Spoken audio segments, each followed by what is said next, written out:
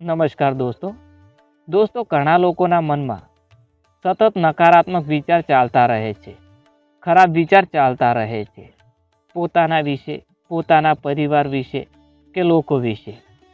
આ વિચાર છે, મને કંઈક થઈ જશે તો, મને ધંધામાં નુકસાન થશે તો, મને લોકો છોડીને ચાલ્યા જશે તો, મારા પરિવારના લોકો સાથે કંઈક થઈ જશે તો, મારા પરિવારના લોકોને કંઈ તકલીફ થશે તો.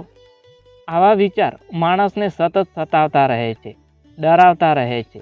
માણસ સતત ડરતો રહે છે, ચિંતા કરતો રહે છે, બેચેન રહે છે, પણ માણસ કોઈને કહી શકતો નથી.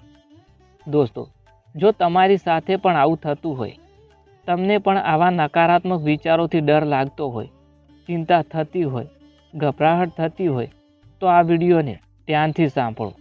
દોસ્તો, મનોવિજ્ઞાન કહે છે કે નકારાત્મક વિચાર આવવા એ કોઈ પાપ નથી.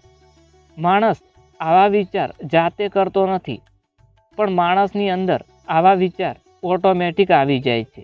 માણસ કોઈના વિશે ખોટા વિચાર કરવા માગતો નથી, ખરાબ વિચાર કરવા માગતો નથી, છતાં પણ માણસના મનમાં આવા વિચાર આવે છે.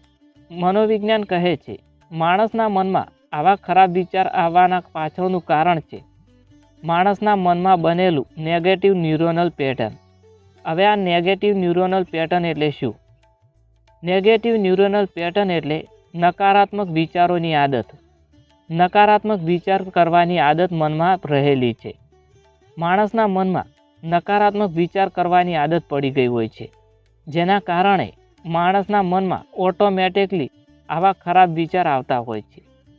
તો તમે તમારા મનને સમજાવો કે આ માત્ર વિચાર છે, આ હકીકત નથી, આ સત્ય નથી, આ તો માત્ર મારા મનની કલ્પનાઓ છે, મારા મનનો વહેમ છે, મારા મનનો ડર છે.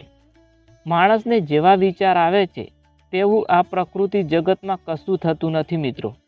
એટલે ડરને છોડો, ચિંતાને છોડો, ગભરાવાનું છોડો અને તમે તમારું કામ કરતા રહો. આ માત્ર તમારા મનના ખરાબ અને નકારાત્મક વિચાર છે, એટલું જ સમજો. ધન્યવાદ દોસ્તો. તમને જો આ વિડીયો પસંદ આવ્યો હોય તો વિડીયોને લાઇક, શેર અને ચેનલને સબસ્ક્રાઈબ કરવાનું ભૂલતા નહીં. અને તમને કોઈ પણ પ્રકારનો પ્રશ્ન હોય તો તમે કોમેન્ટમાં જણાવી શકો છો.